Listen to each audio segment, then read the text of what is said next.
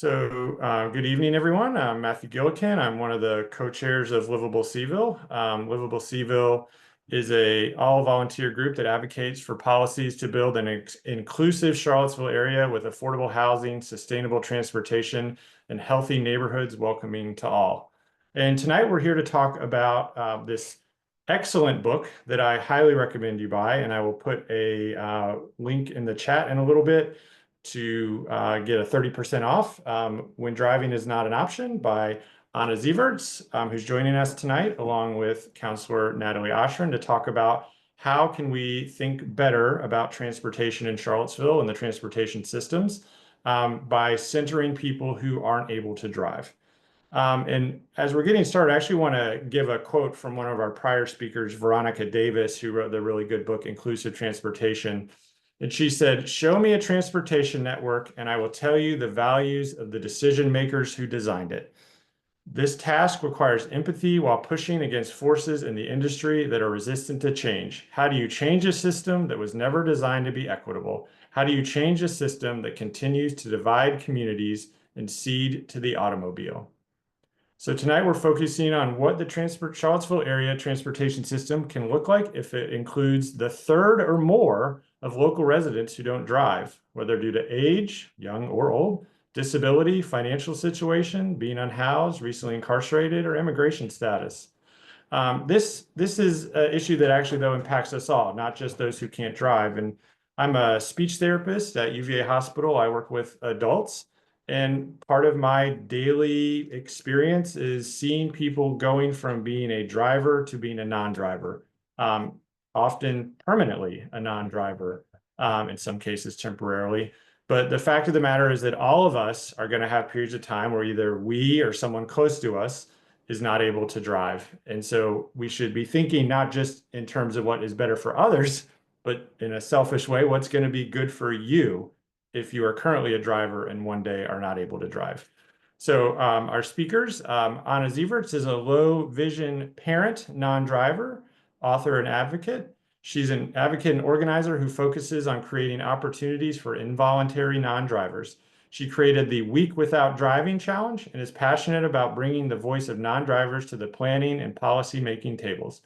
Anna sits on the boards of the League of American Bicyclists, the Pacific Northwest Transportation Consortium, and the Washington State Transportation Innovation Council. Our other speaker is Charlottesville City Councilor Natalie Oschrin. She is a CHS and UVA graduate, and if you spend any time around Natalie, you will know that she is passionate about housing and she's passionate about transportation. You might see her around town e-biking, and if you can slow her down enough to say, hey, she will probably ask you if you want to take a ride on her e-bike, because she is an evangelist for e-bikes. And she has gotten pretty much every city leader, I think, at this point to hop on an e-bike and take a little spin. So we appreciate Natalie, and she's going to share a little bit about what's happening specifically in Charlottesville that applies to what some of Anna's going to talk about. So Anna, I'll hand it over to you. Awesome. Thanks so much, Matthew, for that intro. And it's really an honor to be here with Natalie. I'm going to start to let you all know I am in a car. I am not driving. I am being driven. We had some really exciting news today. We found out on Friday night that this piece of legislation we've been working on for years here in Washington State to get transit riders' voices represented on transit boards was actually getting signed by the governor today in our state capitol, which is not an easy place to get to on transit. And so I am getting a ride home from that right now from our amazing lobbyist, Bryce. There's Bryce, he's driving. So I will be driving in the car for just a few more minutes and then dropped off at my house. So apologies that was not arrange the scheduling around. So I'm going to go ahead and my screen. So while I get that set up, I have a few slides to share with you all. And it's from the start. Let's see, hang on while I move my pieces out of the way here. All right. So this first slide is just a cover of my book, and just for accessibility purposes, I'm going to try to make sure to read any text on the screen and also describe some images. So if that's a new practice for you, that's what I'm doing. This first slide has an image of the book, When Driving is Not an Option. And it's actually, the book has an image on the cover that was drawn by a non-driver, an advocate here in Washington State. And it's an image of some folks waiting for the bus. And then there's my social media handle, non-driver on Blue Sky. You can also find me on zivarts.com, and a lot more information about Week Without Driving at weekwithoutdriving.org. So I want to just start by sort of giving you all some context of how I came to do this work and my background, my story. I grew up in Washington State, which is where I live now. And this image on the screen is the road where I grew up, and it's the road where my parents still live. It's out in a rural area, no transit service, no sidewalks, no shoulder on the road. And I'm sure this looks, aside from the tall trees, probably pretty similar to a lot of streets in your community or in the county surrounding your community, where it's really hard to imagine getting around without driving. It doesn't feel safe or comfortable to walk. And there's just, not that option to easily get on transit. And so growing up here, I really hadn't contemplated what it meant to be someone who wasn't going to be able to drive. I was born with an eye condition called nystagmus that makes my eyes wiggle a little bit all the time, and it reduces my visual acuity. So it's not safe for me to drive a car. And I was convinced I would drive someday. I failed the vision test at 16, and then I tried to learn how to drive anyway and drove a friend's car up a tree in a parking lot. And that was the end of that little experiment. It scared me. Luckily, we weren't hurt. And so it was a pretty safe way in retrospect to learn my limits. And then I moved to New York City, basically because I heard that there was a subway system there. It ran 24 hours a day. And I was like, I want to live where I have the same kind of transit access that all my driving peers have. And that's where I lived up until 2018, when I moved back here to Washington State to be closer to family. And when I moved back to Washington State, I really was nervous about that move. I wasn't sure it was going to be possible for me to get around. I wasn't sure, as a parent, was I going to be able to get my kid to where they needed to go? And I was lucky in that I started working for a disability rights organization here in Washington State. And many of my coworkers were also non-drivers. And that sort of opened my eyes to make me realize that I wasn't alone. I had never been alone in Washington State, even though I felt like that growing up, and that there was this whole world of non-drivers out there, whether it was people with disabilities, people who couldn't afford to drive, people who were aging out of driving, and people who were too young to drive and chose not to drive. And that, sort of all together, there was a lot of us. But I wanted to really understand, how many of us were there, and what were our transportation needs. And that's what led to writing this book and to the work I've been doing at the organization I still work for here in Washington State, called Disability Rights Washington. So this next slide has some images on it, and it shows the different groups that are part of this larger non-driver cohort. And recognizing that, these are overlapping groups. They're not fixed groups either. Sometimes there's a lot of sort of gray area in between someone driving or not driving. And we'll get into that more. But as I'm sharing, and as idea to come to you as the audience, we opened up the chat, right, so that you could share in your experience, who in your world, who do you know who is a non-driver? Whether that's in your family, maybe it's you, maybe it's someone in your social circle, maybe someone in a community organization you're involved with. You can go ahead and share that piece in the chat while I go through some of these different categories. So the first big group of non-drivers, and this is the group that I'm sort of most familiar with because of my work, are people who can't drive because of disabilities. And this image on the screen is of Erica. She was here in Seattle. And I think Erica's story sort of illustrates how it's not really a strict binary always. Erica uses a power chair, and she can drive, and she can drive a vehicle without hand controls, just like a regular vehicle. But she can't afford a vehicle that allows her power chair to come with her. So if she wants to get out of her vehicle and go anywhere, she's stuck. So, for her, riding transit makes sense because, with her power chair, that she can then get off the bus or the train and go where she needs to go. So I consider Erica a non-driver.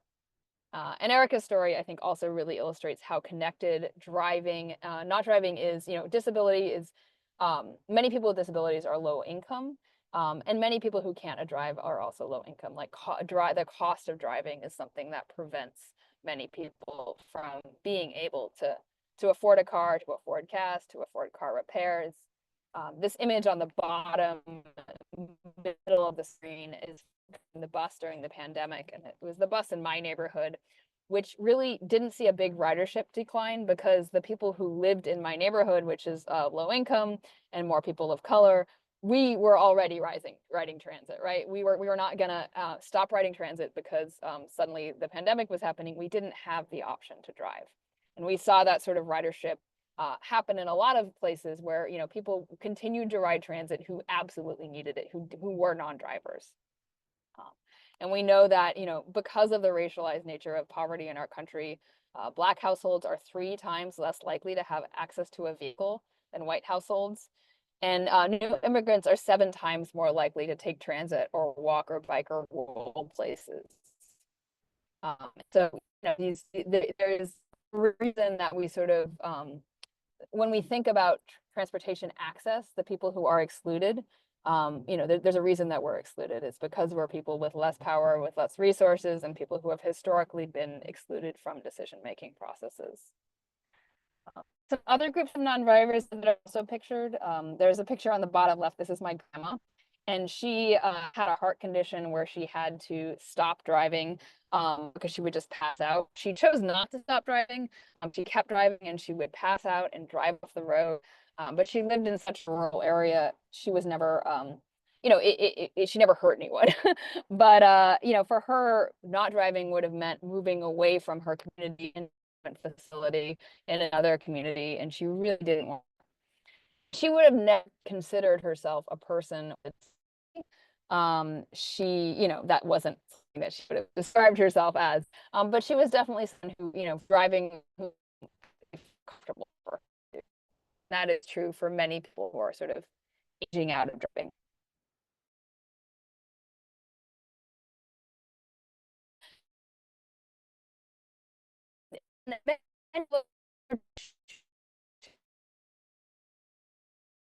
The bus here in Seattle, but we're seeing a big decrease in the number of young folks who are choosing not to get licenses, perhaps because it's cost, anxiety of driving, the stress of driving, climate reasons. But there's been, since I was a teenager in the 90s, about 50% of 16-year-olds nationally got driver's licenses. Now it's down to about 25%. So that's exciting and significant. So this next slide is just that question: who do you around and waiting for this out of Austin test. So, drivers are about a third of the places where I've researched that really dig into that here in Washington State and Wisconsin. And once you start to think of notice non-drivers, we are kind of everywhere. You know, on the path that's worn into grass where people are walking, where there's a walk. You notice people walking or rolling.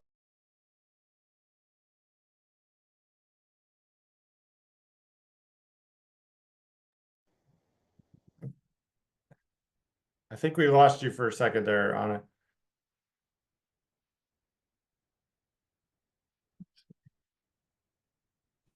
I'm back. Okay, did you lose my screen share? Let me reshare that. Yeah, we lost you about a minute ago. Okay, all right. Started to fade. Started to fade. I am almost home, so dealing with the sketchy cell phone reception in my neighborhood. This is a meta level talk on the challenges of transportation as it relates to getting through your yes. All right, hang on while I reshare my screen here. Oh, you know what? Do I need? There we go. Reshare. Okay. You seeing that again? Yes. All right. So what I know about non-drivers and drivers is that another sort of group of non-drivers are people who choose not to drive because they're able to set up their lives in a way that not driving is really great and convenient. But the reality is that these folks tend to be folks with the most privilege. And in Washington State, research here showed that those folks tend to be younger, male, urban, and higher income.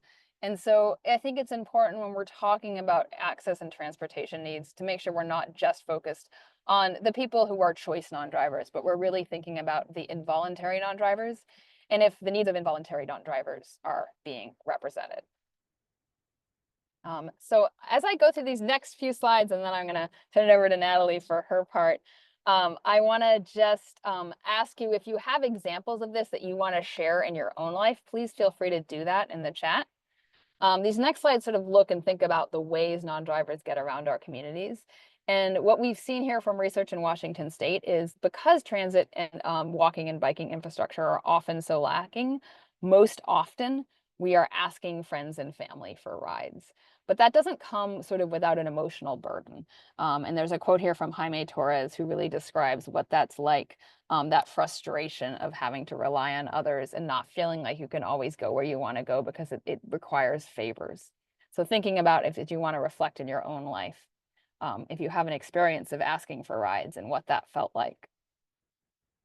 The next sort of way we can get around is paying for rides. I think this is sort of a false promise in that in many rural areas, of course, there's not Uber or Lyft or taxis. In most places in the US, if you're a wheelchair user, there are not wheelchair accessible ride for hire options at all. And if they do exist, they tend to be very expensive. And for low income folks, like Amandeep here pictured, and here, and many folks in the blind community in particular are poor. And so it's just not feasible on a regular basis to, call for an Uber or a Lyft. So transit for us really can be and is freedom if it does exist where we live and goes where we need to go. And there's an image here of Abby Griffith, who's a transit rider who, like I did, grew up in a rural part of our state, but then was able to move to a city, and describes, that freedom that came from being able to go to the grocery store when she wanted to go to the grocery store. So thinking about in your own life, are there places in your community where transit goes, where it doesn't go, what times of day it goes, when does it not go? And then on the, paying for rides question, is there accessible taxis where you live? Are there ride hail? How long does it take to get ride hail? Going back to transit, as we're thinking about transit, it's important to not just think about transit as the buses. And there's a bus behind me, which is cool. I'm looking back the window, but part of that transit system is the sidewalk and pedestrian infrastructure. Are there sidewalks, that connect to the transit stops? Are there landing pads where you can roll on and off with your wheelchair safely? These images here on the top, Crystal Monteros is fighting for a sidewalk to be built that connects her low-income housing complex to the bus stop, so it's not mud. And then Chris and JR on the picture on the right are at a bus stop here in a rural part of our state where the bus stop is loose gravel. And if Chris pulls into that in her power chair, she would flip. So, another sort of barrier for that access. And then the crossings, right? Do you have a street that, in order to access that transit stop, is there a crosswalk? Is there a light? Is it safe to cross? And there's an image here of a freeway off-ramp that is, people have to cross to access a light rail station here. And so, what is that like, especially if you're blind or low vision and there's no signal? Are you able to safely get across that street? So thinking about in your own community, where are those places where there's missing infrastructure to access transit, whether that be crossings or bus stops or sidewalks? What is it like waiting at those bus stops? Is it safe and comfortable? And then the other part of the equation is really how far away are we from the places we need to go, right? You can have the best transportation in the world, but if the places you need to go are really far from where you can afford to live, that also is a huge barrier. There's a quote here from Vaughn, who had to move from the community he lived in, which was near Portland because of housing prices, Portland, Oregon, out to the eastern part of our state, which is much more rural, because he couldn't afford housing anymore. And he said more affordability means moving further out, meaning moving further out means more limited transportation. And I think that really sums up, especially in like high growth areas where we're seeing all this pressure on housing costs. People who most need that transit are often priced out into the exurbs or back into rural areas where there is no transit at all. At the same time, we can also think about, how can we get more services into those rural areas. And I taught the story of my grandma earlier. This is the town she lived in and some pictures there, which used to have a bunch of services. And it's not that the population has declined, but because they built a highway that connected that town to the next, biggest town, which is 40 miles away. Now it's easier for folks to go to that bigger town for groceries. And so the grocery store and the pharmacy and the hardware store and the school, everything has left this small town. So, by the time she was aging out of driving, she didn't have the option to get anything locally. So how can we, also think about how do we have those services back in smaller communities or in places, even in our big cities where those services have left. Two sort of, partial solutions are like the ability of e-bikes, and I'm so excited to hear more about Natalie's stories with e-bikes, but how can e-bikes and where we need to go, and thinking expansively about e-bikes. E-bikes work for many people with disabilities, and power chairs are another form of e-mobility, and so expanding how we can think of power chair, expanding how we think about electric vehicles to include power chairs, and power chairs with longer lasting batteries and that have more weather capacity to handle rain and different temperatures. So, expanding sort of those things, especially when so many of us live in communities that are so sprawling, that the distances we need to travel, even to get to transit, can be too far to just walk. And so these can provide us that missing link. So I mentioned that I was down in Olympia today at our state capitol working on legislation. The sort of the work that I'm most excited about right now is work we do to change who has a seat at the table. So it's not just about knowing, what needs to change. It's making sure that people who have the least choices, people who are non-drivers and involuntary non-drivers, are part of that decision-making process. And so we successfully passed 2 pieces of legislation this year. One that made it possible for people who don't have a driver's license to get hired for jobs when driving isn't an essential function. Previously, we'd seen that many of those jobs were requiring driver's licenses, even though they really didn't need to. And then the other one was this transit rider representation bill that will allow transit riders to have voting seats on transit boards across our state. Right, I'm going to wrap it up with a week without driving. Okay, I'm at my house, but Bryce is going to hang out for just a second while I finish this presentation. So the week without driving is another example of a tool you can use to sort of change who has a seat at the table and change the conversation around transportation access. It was pretty cool, actually. One of the legislators that supported our transit rider representation bill actually mentioned that the reason she was doing it was because she had participated in the week without driving and realized that there was so much she didn't know about the transit system in her own community, and that she wanted to make sure that people who were involuntary non-drivers, who were relying on transit, were part of those decision-making processes. So the week without driving happens every year. It'll be in its 5th year this year. It happens September 29th. Through October 6th. And the idea is for elected leaders, but really it's open to everyone in our communities to try to get around for a full week without driving themselves in a vehicle. You can still ask for rides, you can pay for rides, you can walk, you can roll, you can take transit, you can, try to reschedule things so you don't have to go, you can try to do things remotely. All of the tools that are at our fingertips to try to get around our communities without driving. And to understand what it's like for people in their communities, their constituents, who have to navigate the world without driving. So yeah, you can learn more at weekwithoutdriving.org. I'm happy to share more information about that in the Q&A. Last year we had participation from all 50 states, including more than 500 local organizations. And there's some of those logos here on the screen. And then this image on the right is one of my favorite examples. TARTA, which is the Toledo Area Transit Agency, did a bus wrap for a week without driving and really embraced it as a transit agency as a way to highlight, the essential services they provide. All right, so back to, I'm going to hand it back to you guys, and then we can do some Q&A, but looking forward to hearing your questions and continuing this discussion. Thank you so much. That was wonderful. So Natalie, I'll let you take a turn here and tell a little bit about what's going on in Charlottesville. Yeah, sure. Before I get into the Charlottesville stuff, I just want to echo again how great of a read this book is. I would say I would lend you my copy, but like my notes are in all the margins and it'd probably get a little confusing. But I also spent time when I was reading it, writing down, I have more notes here on this postcard of things that I especially wanted to, like if I were going to lead a book talk for my book club or something, I would want to mention. And a couple of those are um, the we hear about.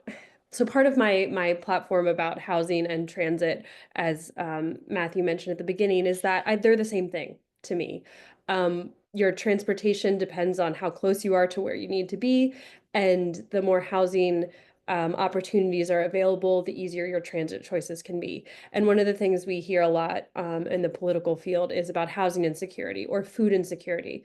But in the book, they add the phrase transportation insecurity, which I think isn't talked about as much because people are what we like to call car brained and think of that as the be all end all solution and don't consider the over third of the population that doesn't drive.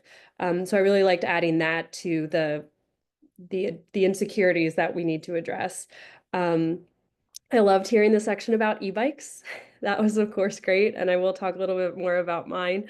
But also the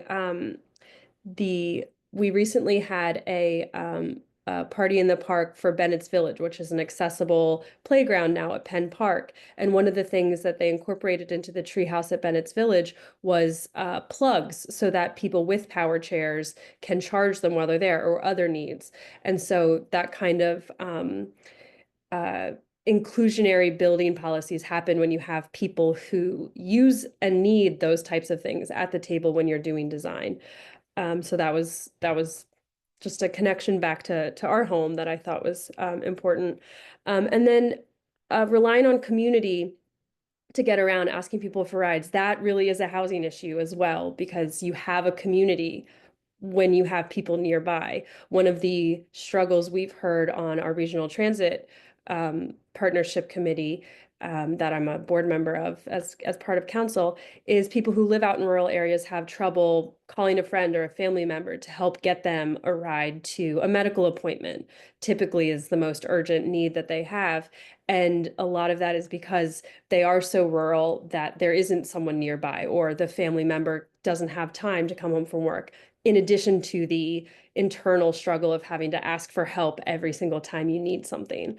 And so that's part of that is a housing issue. If you choose to live in a rural area, great, love that. But if you are living there because that's where you can afford, that's when it becomes a housing issue. And then I won't read you all of my notes, but just several times I wrote land use is the whole point, and that's for transit and for housing together. And then I also liked the discussion later in the book about getting leaders out of cars.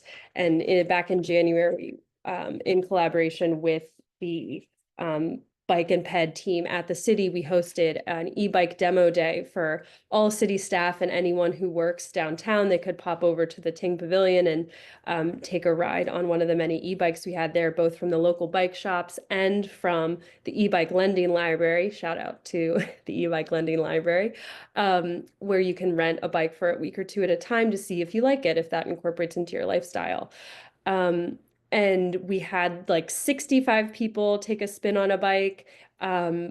People who have worked at the city for years and have gotten multiple knee replacements, they were taking a spin. People who are young and hadn't been on a bike in years, they took them for a spin.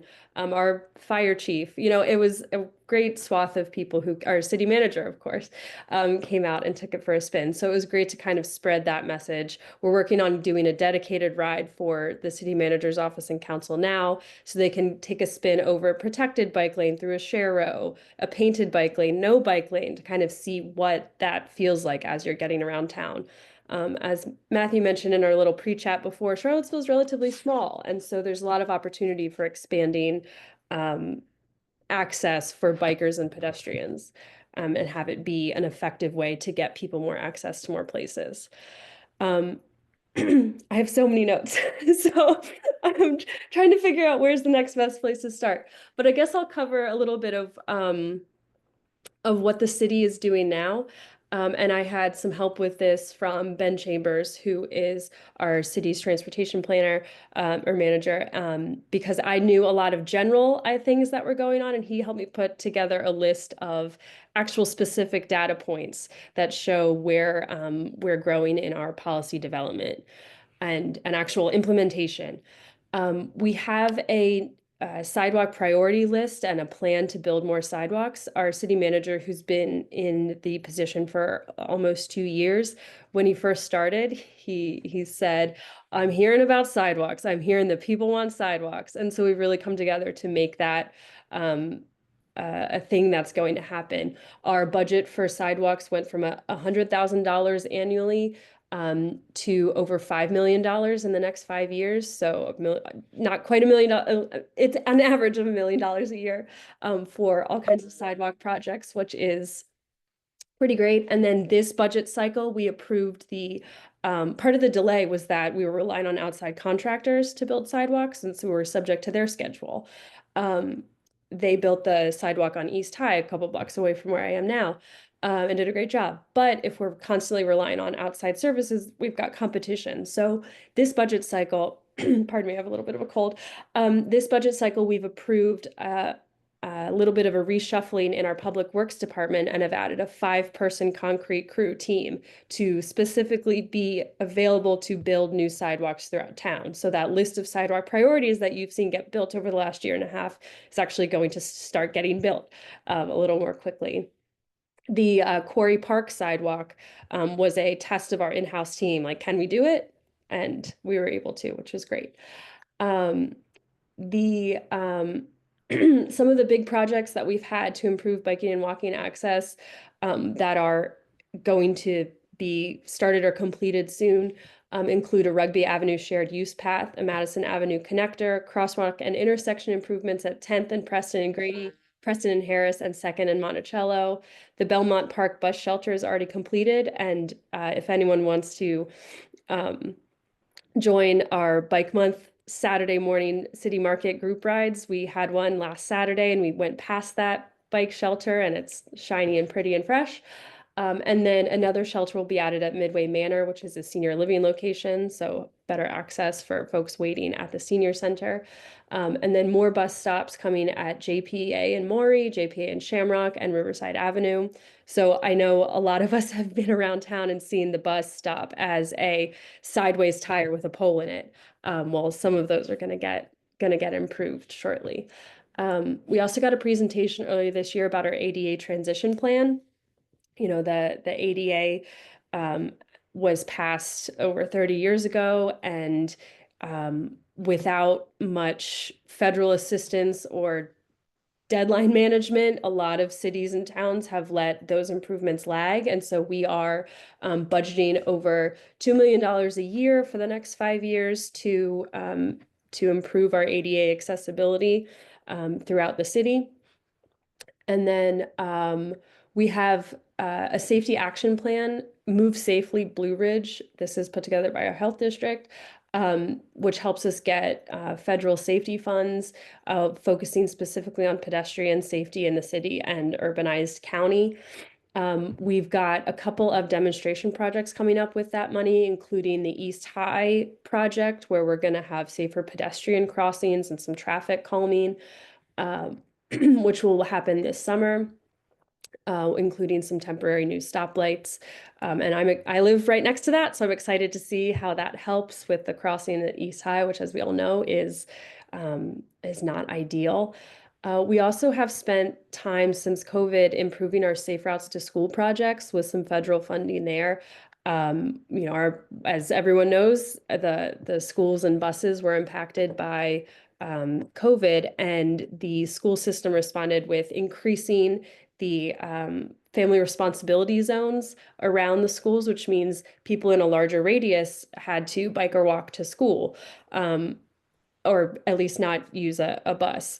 And within that radius around the schools, there needed to be some improvements for both sidewalks and bike lanes and safe routes to make sure that Stephen's dropping some info on in the chat for that specifically and for everything I mentioned so far. Thank you, Stephen.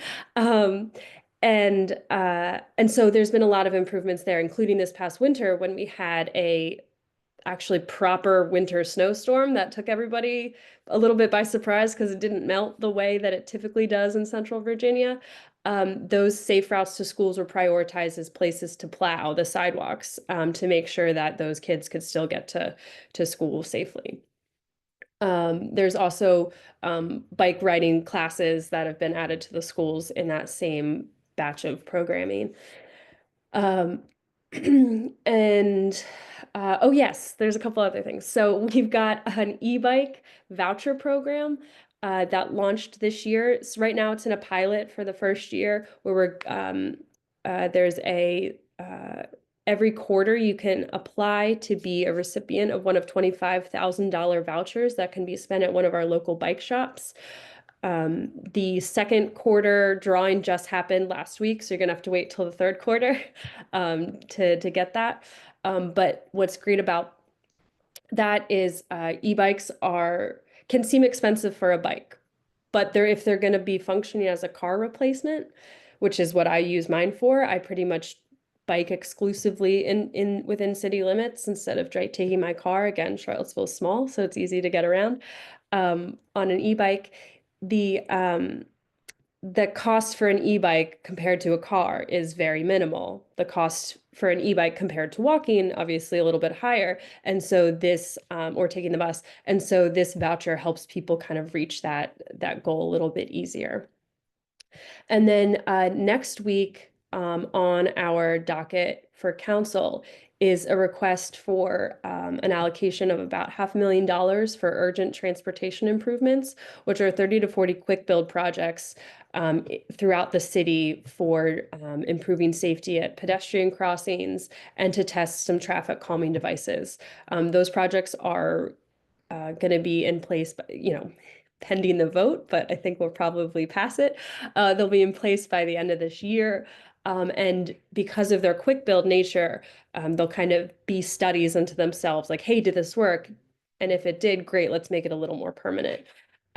So those are kind of the things that the city's working on a detailed scale, but there are a couple of other things I want to highlight.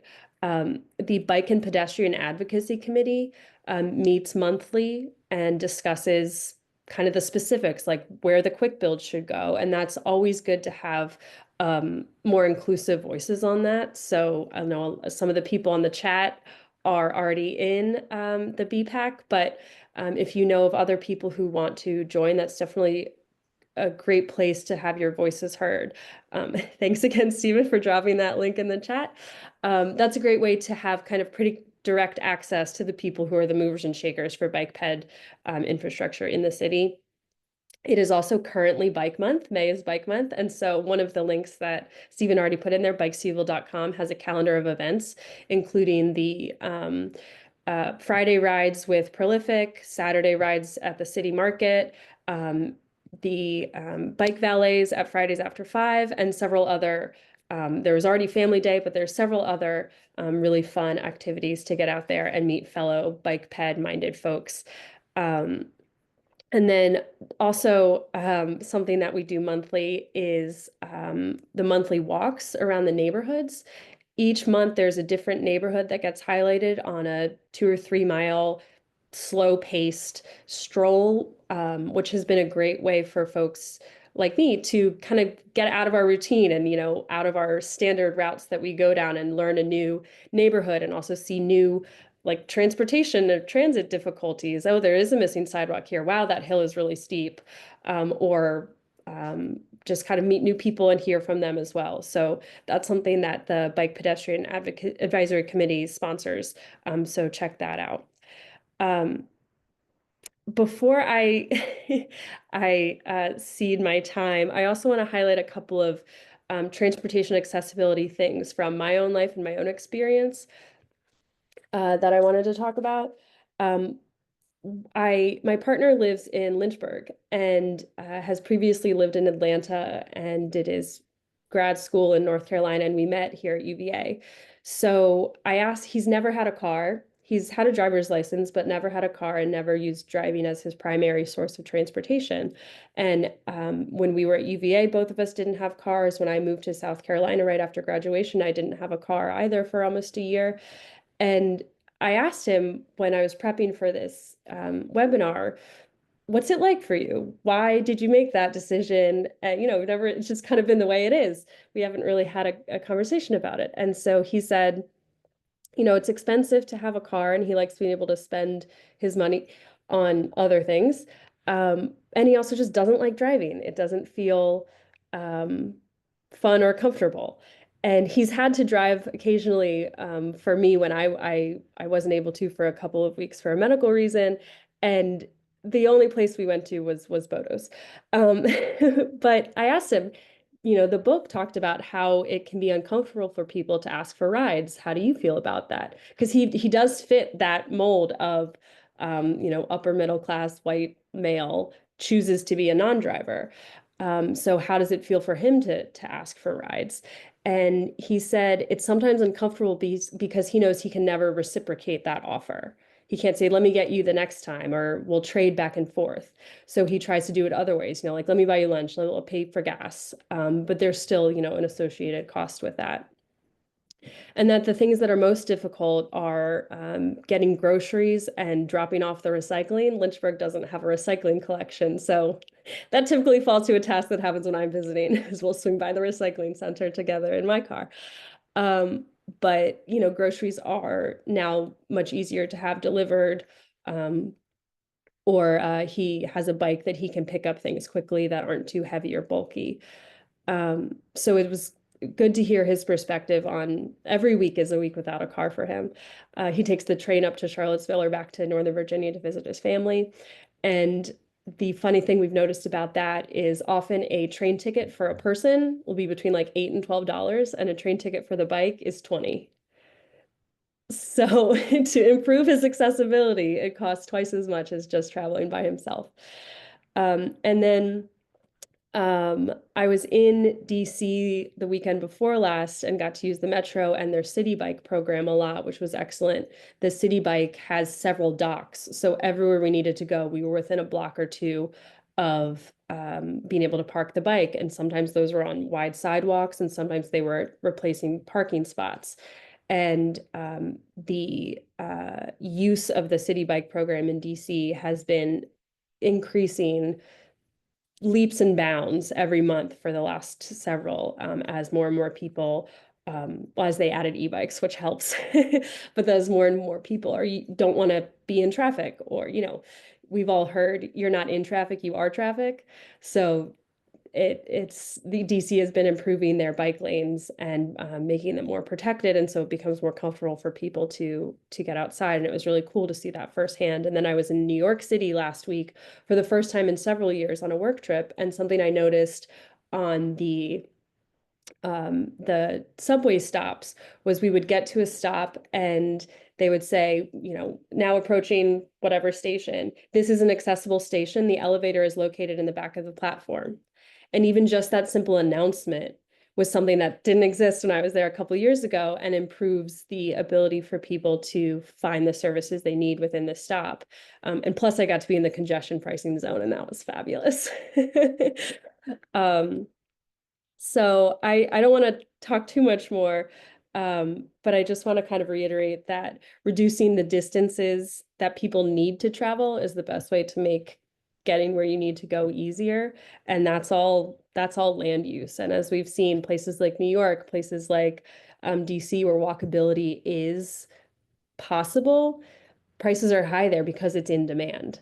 And so that proves that people want to live that way. We've heard the quote that people reminisce positively about college as being the best years of their lives because it's the only time they live in a walkable community.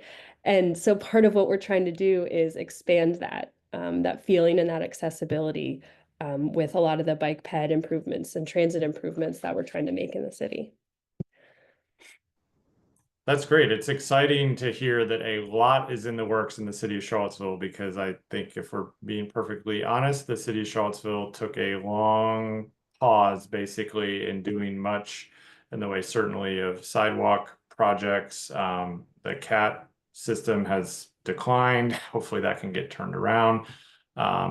Bike infrastructure is really lacking. So it's very exciting to have leadership, including you, Natalie, that's trying to take things in the correct direction. But so let's go to, we got a little bit of time, about 15 minutes for questions, if you want to throw a question in the chat. But I'll start out. Anna, one thing I really liked about your book, among others, was you highlighted the challenges, and you talked about this in your talk a little bit, challenges that people living in rural areas have. And so like the city of Charlottesville is 10 square miles, and there's about a ring of the county that's right around the city that is fairly close, but then we're surrounded by a lot of rural areas. What are some things you've seen work well in rural areas to improve access for people who are not able to drive? Yeah, how can you guys hear me all right? I am home, Yes, you're settled home, in. you're not moving. Great. Yay, Yeah. no, I am, yeah, so thank you. Thank you for your patience with that. I was trying to figure out if I could get to a coffee shop after the bill signing and sit in Olympia, and then it would have taken me, best case scenario, 4 hours and 4 local buses to get back to our capital city versus an hour drive. And anyway, I really appreciate you all for letting me. We're be excited present. we're excited for the win, and it gives us something to be thinking about here in Charlottesville. So excellent. Yeah. Yeah. Well, Rural areas. Natalie's presentation, just to already sidetrack for a moment, has given me so many things to think about too. I'm especially the work you're all doing around school safe, prioritizing infrastructure improvements in those walk zones, I think is really cool. My partner is on the school traffic safety committee here, and every year they have to redo walk zone maps. Because they want to see, they have to update them to figure out where kids can walk and where it's not safe for them to cross. And they went to the city and asked for well, what infrastructure changes have happened within these walk zones, and Seattle doesn't know. So that you're sort of prioritizing that as a geographic unit, I think is really cool. But going back to your question about rural access, there's a couple of things. One, because distances in rural areas are further, transit is really key. And even it's not going to be the same kind of frequent transit that's perhaps someone in a city might expect, where it's every 15 minutes or every half hour. But even daily service, or even once or twice a week, knowing that you can get into town and do your shopping and run errands and schedule doctor's appointments, that can be life-changing for folks. And I in the book interviewed a woman, Nancy, who lives in a rural area of our state, close to where Kurt Cobain, of Nirvana, grew up, very sort of former logging area, sort of economically depressed. And we used to have a lot more rural transit in our state, and then we had a sort of an era of anti-tax citizen-led initiatives that cut a lot of that funding in the 90s, and so that transit service disappeared. And so she describes the difference from being able to get into town once or twice a week in a rural area.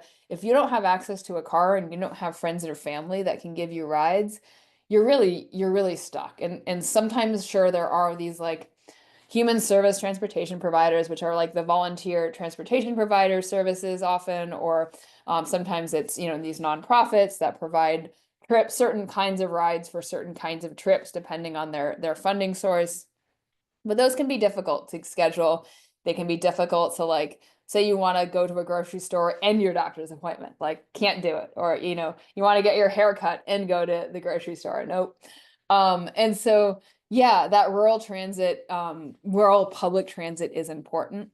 Part of that too is the inner city transit. So Greyhound, or, some states fund local, and I don't know Virginia, but some states like Colorado, does a really good job. Washington State does it. I was just looking at Oregon. There's actually quite a few routes through the state that provide those connections between smaller communities to get to the Amtrak or to get to the larger city, where you have more medical care options, more other options. So those are really key, and also something that suffered a huge amount of funding cuts and bankruptcies during the pandemic, of some of these Greyhound, Flixbus, Bolt Bus, those sort of types of inner city transit travel.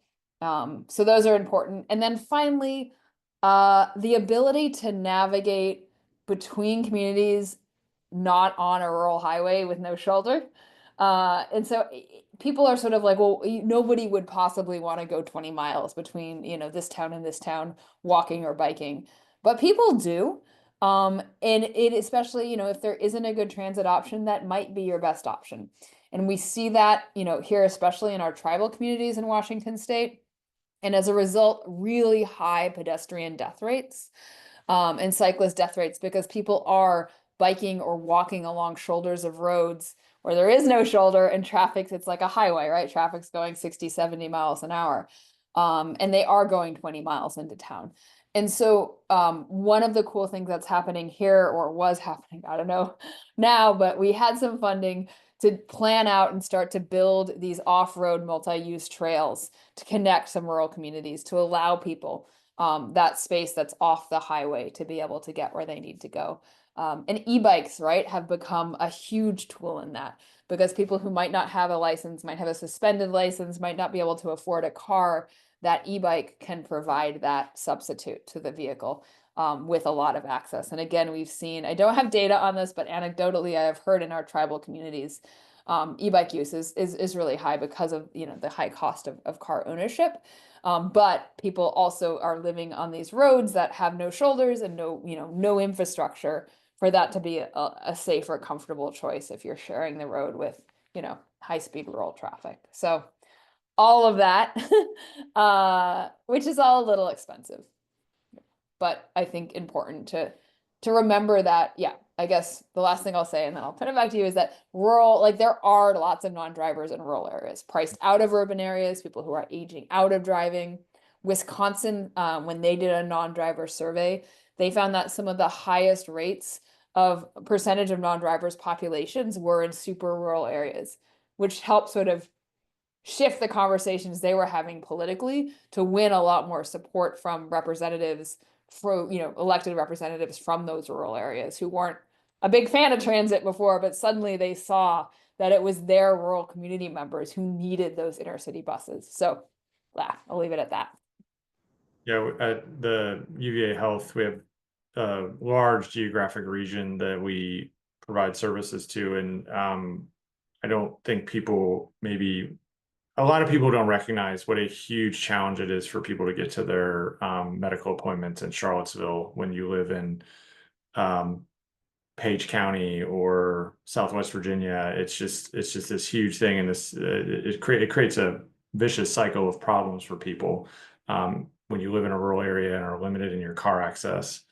So yeah, thank you for highlighting that. So we've had a couple of people have asked about, we have CAT is the transit system. There's a program called MicroCat, which is a micro transit program. So there's vans that will go and pick people up. It's kind of like an Uber type system. And I've heard kind of mixed things about it. So the positives are that those who are able to use this service like it seems, for the most part, because they're able to get to places they would not otherwise be able to access, which is a good thing. The criticisms have been a little bit of maybe this isn't a criticism, I don't know. Apparently a lot of teenagers use it, which is good for people who are younger who can't drive, but maybe that some older folks have not been able to access it as well because of the high demand. But the kind of bigger criticism is the question of whether or not investing in microtransit and the MicroCat system is the best investment relative to increasing funding for macro transit, the regular bus system, and what would get more riders, micro versus macro. So I don't know, Natalie, if you had any thoughts on this. Is mainly a county program, so stay in your lane. But I know that there's been some interest in expanding it into the city. And Anna, I guess I'd be curious to know your thoughts too of those types of programs versus other more traditional transit. Natalie? Yeah, so MicroCat currently is just in the county, but operated by CAT, which is city-based. So for example, you can get a ride scheduled from Pantops up to the airport or somewhere along the corridor, but not stop within the city. So it does have very specific areas where it's accessible, but it basically functions the same way as an Uber does, where you call it, it comes to you, but it can be a little more group like Uber Pool style.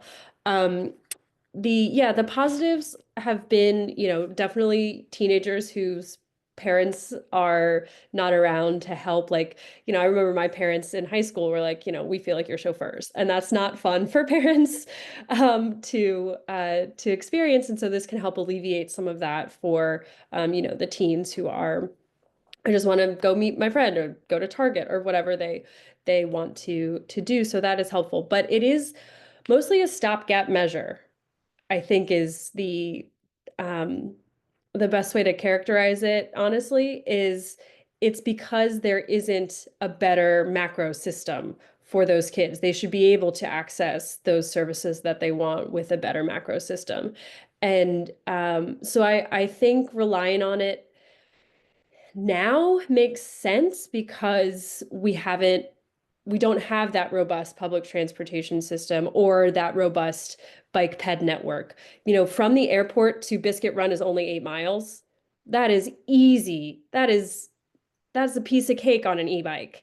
And so if we have a better network of bike paths, then those teens, and if they have access to an e-bike, or if we have a city bike type program or a VEO that goes all the way there, then they don't need microcat, which essentially just adds another car to the mix, paired with better macro cat. So it's a piece of the solution, but it is absolutely not the be all end all, because at that point you're just replacing personal cars with public cars, and the cost per driver is higher for microcat as well.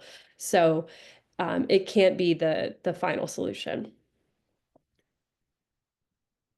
Yeah, I think a lot of Natalie's points there are yeah, super relevant to what I've seen other places. I know we have a micro transit, and we have had in my neighborhood here in Seattle since 2018, we've had a via to transit pilot that keeps on sort of extending and sort of changing in different ways. My sense using it is actually, yes, it is mostly teenagers. And it's interesting because my other experience using it is that the wait times are pretty excessive, more than an hour, sometimes 40, 45 minutes for a trip that is all within a mile radius. And so, if you are biking, it definitely doesn't make sense. If you are walking, it doesn't make sense unless you are, have a disability perhaps, and like walking is not feasible, or I find myself using it when I have to carry something really heavy that I just know I can't carry that mile distance, right? But I think the larger question is like, is it sucking resources away from fixed route transit? And is it sort of feeding into, and my sense is with some of the young folks who use it, there is so much stigma around public transit in our city and in many cities. And I think that, somehow it's perceived as safer or more comfortable to use microtransit versus getting on the bus when I live in this neighborhood because it is rich with transit. We have, 10-minute frequencies on a couple of routes, plus a light rail. And so it doesn't, I think we need to really try to challenge people's stigma around public transit use, because and work past that, because I think that is driving a lot of this preference for microtransit in areas where there is already public transit. The other piece of it too is that it doesn't scale very well, right? Like the more people who use it, the slower it gets. And that isn't so much the case for fixed route. So, that's a problem. It also doesn't work. Well, the vans are wheelchair accessible. You could put one person in a wheelchair in it, right? So again, that scalability, it doesn't work for parents or caregivers, and that you are expected to have a car seat with you, which if any of you are parents and have tried lifting or carrying a car seat around with you, they're like 40 pounds, and there's no way you're going to get out of one of these and like lug your car seat around as you run errands or get transferred to the light rail or transferred to another, transit system. So I think there's, and it does just sort of, as Natalie was saying, like it is still sort of in this model of car dependency. I think perhaps there's places where it could work. Perhaps we could use some of the innovation that's happening there to deliver better paratransit service, better on-demand paratransit service for people. So, because right now, a lot of these paratransit systems are, you schedule a day to 2 days to 3 days in advance to get a pickup, which we should be Like, we have the technology to be way beyond that, and it's ridiculous we're not. So I hope that it can push that sort of innovation forward, but I don't think it's scalable. And I think ideally we should be creating fixed route transit networks that work for people. Great. Those are awesome answers. Thank you so much. That helped me think a little better because I think there's a lot of, I mean, let's celebrate the wins. If people are getting to where they need to go, that's a good thing. But I think maybe there's been a little bit of tunnel vision from the county with how to think about microtransit relative to the broader transportation issues within the county. So I'm a big fan of staying on time, so we're going to start to wrap up. I really like to thank Anna and Natalie for this excellent discussion and talk. I'm sure we could do Q&A for a few hours, but I'm going to let you all go. I do want to highlight, we always like to be practical here at Louisville Seville. A couple things people can have on their radar with some housing and transportation issues. So the county has their, the city as well, primary coming up. This Wednesday, Impact is hosting an Albemarle County Board of Supervisor Candidate Forum. It's Wednesday at 6:30 p.m. at the Unitarian Universalist Church. There's a really good opportunity there to learn about the candidates for Board of Supervisors in the county, particularly the Jack Jewett district primary, which is a contested primary that could have significant implications for the future of housing in Albemarle County. So I'd encourage people to think about attending that again Wednesday, 6:30 p.m. at the Unitarian Universalist Church on Rugby. We will also be putting out more information about the 5th Street Road Diet, which is probably the most politically ambitious move the city has made to try and decenter cars and create a more equitable transportation system. This would take the southbound lane of 5th Street down to 1 lane for cars and create a protected bike lane, multi-use path on the other side. That has gone through one round of community feedback. The plan is to do a pilot. More people want it than don't want it, according to the feedback they've received by far, but the margin is a little closer than I would prefer. So Livable Seville is definitely going to make sure that people are well informed and can have opportunities to advocate for that change that would both make the street safer for drivers, but also cyclists and pedestrians and people who roll. I've mentioned many times there are a number of people who use 5th Street to get to the grocery store in power wheelchairs, and they are stuck in a painted bike lane to get there in many cases. And that is not acceptable safety-wise, and that's not the type of community we want to be. So with that being said, we'll keep you posted on that, and I hope you all have a great evening. And again, thank you both, Anna and Natalie, and take care. Thank you. Have a good night, everyone.